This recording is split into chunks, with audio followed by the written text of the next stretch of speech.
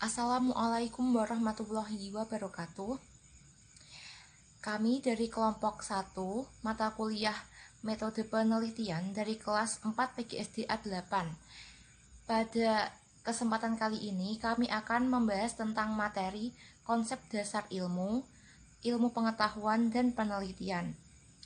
Kelompok 1 terdiri dari yang pertama ada Devita Lucia Putri, selanjutnya ada Leilia Novianti, dan Andi Muhammad Anjis. Langsung ke materi.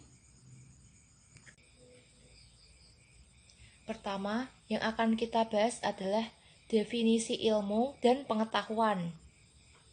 Jadi, apa sih ilmu itu? Secara etimologi, ilmu dalam bahasa Arab yaitu alama, yang berarti pengetahuan. Dan dalam bahasa Inggris disebut sebagai science, serapan dari bahasa Latin yaitu scientia, turunan dari kata scire dan mempunyai arti mengetahui dan belajar. Dalam Kamus Bahasa Indonesia, ilmu didefinisikan sebagai pengetahuan tentang suatu bidang yang disusun secara bersistem menurut metode tertentu yang dapat digunakan untuk menerangkan gejala tertentu di bidang pengetahuan. Sedangkan pengetahuan, menurut Suhartono, menjelaskan bahwa pengetahuan dalam bahasa Inggris disebut sebagai knowledge, yang mempunyai arti yang pertama yaitu kenyataan atau kondisi menyadari sesuatu. Yang kedua, kenyataan atau kondisi mengetahui sesuatu yang diperoleh secara umum melalui pengalaman atau asosiasi. Yang ketiga, sejumlah pengetahuan, susunan kebenaran informasi, dan prinsip-prinsip yang diperoleh manusia. Dan yang keempat adalah kenyataan atau kondisi memiliki informasi yang sedang dipelajari. Jadi, ilmu pengetahuan adalah suatu fakta yang bersifat empiris atau gagasan rasional yang dibangun oleh individu melalui percobaan dan pengalaman yang teruji kebenarannya. Selanjutnya yaitu komponen-komponen ilmu pengetahuan. Yang pertama ada masalah. Jadi, masalah di sini dianggap ilmiah. Sedikitnya harus memiliki 3 ciri. Yang pertama adalah terkait dengan komunikasi. Jadi, suatu masalah baru dikatakan ilmiah apabila dapat dikomunikasikan kepada orang lain. Yang kedua ada sikap ilmiah. Tidak disebut masalah ilmiah jika tidak dapat dihadapkan pada sikap ilmiah.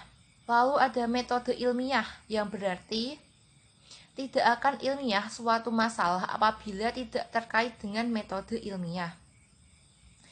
Yang kedua ada sikap atau attitude. Setidaknya ada 6 ciri pokok sikap ilmiah menurut BAM, yaitu keingintahuan, spekulasi, kemauan untuk berlaku objektif, terbuka, kemauan untuk menangguhkan penelitian dan bersifat sementara. Yang ketiga ada metode. Setiap pengetahuan memiliki metode sendiri yang disesuaikan dengan permasalahannya. Metode merupakan esensi dari pengetahuan. Menurut BAM, dalam menerapkan metode ilmiah, hal yang harus dipahami peneliti yaitu memahami masalah, menguji masalah, menyiapkan solusi, menguji hipotesis, dan memecahkan masalah. Dan yang keempat adalah aktivitas. Aktivitas penelitian ilmiah memiliki 2 aspek yaitu individual dan sosial, yang meliputi observasi, membuat hipotesis, menguji hipotesis, dan observasi dengan cermat dan terkontrol. Yang kelima yaitu kesimpulan.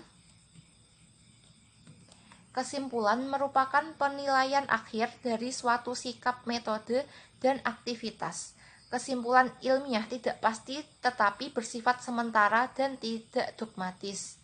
Jika kesimpulan dianggap dogmatis, justru akan mengurangi sifat dasar dari ilmu pengetahuan tersebut. Yang keenam adalah pengaruh. Ilmu pengetahuan memiliki dua pengaruh, yaitu yang pertama, pengaruh terhadap teknologi dan industri. Yang kedua, pengaruh pada peradaban manusia. Industrialisasi yang berkembang pesat merupakan produk dari ilmu pengetahuan yang mempunyai dampak besar terhadap perkembangan ilmu, sehingga nampak seperti yang terjadi dalam perubahan sifat dan ilmu itu sendiri. Ilmu yang terindustrialisasi menjadi bagian utama dari penggerak ilmu pengetahuan dan menjadi sebuah sumber bidang penelitian yang memiliki prestise tinggi. Selanjutnya yaitu ada ciri-ciri dan sumber ilmu pengetahuan. Ciri-ciri ilmu pengetahuan yaitu sistematis.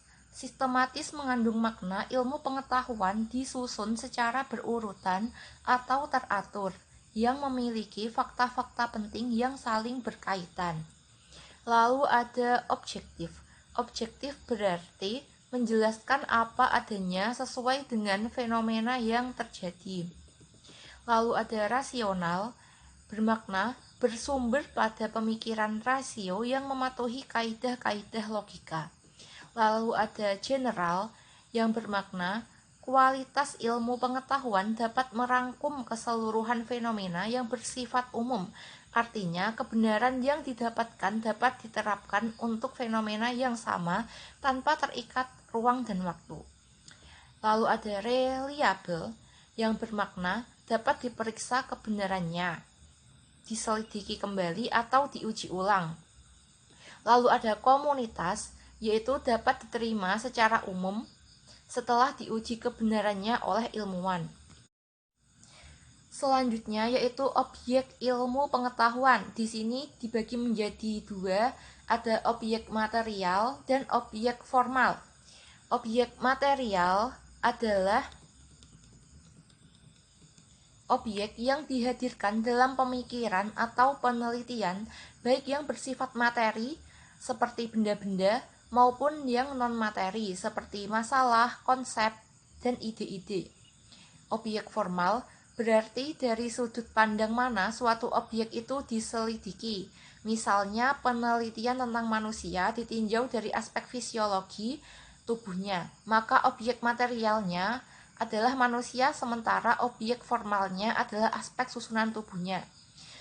Materi selanjutnya akan disampaikan oleh teman saya, yaitu Devia Lucia Putri.